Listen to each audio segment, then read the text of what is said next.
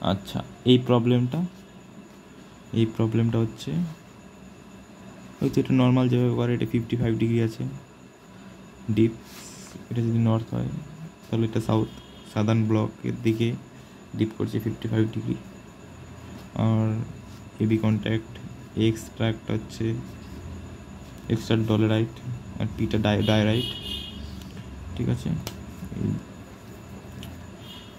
এটা ডলারাইটের ডাইক, পিটা ডায়রাইটের ডাইকই তো হয়, হ্যাঁ ডাইক ফাইক টাইপেরই কিছু একটা হয়। তো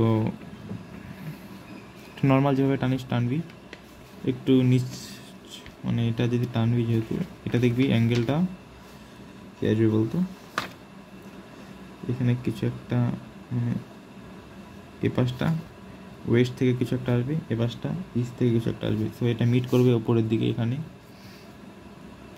মিট করলো, আরেকটা এখানে মিট করলো, তারপর এটা হবে, তাহলে এই জায়গাটা হবে নেট স্লিপ, আর নেট স্লিপের প্লাঞ্জ হবে, এটাই প্লাঞ্জ হবে, সরি পিচ, নেট স্লিপের পিচ আমরা সবসময় এই হরাইজন্টাল যে প্লেনটা আছে তার রেসপেক্টে এই অ্যাঙ্গেলটা মাপি, অ্যাকিউট অ্যাঙ্গেলটা নিচের দিকে, ঠিক আছে।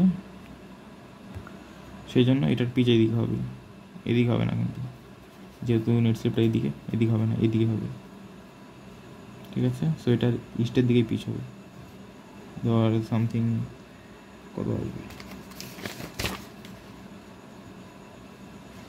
61 ডিগ্রি ধর আসলো, 61 ডিগ্রি ফ্রম ইস্ট, ব্যাস।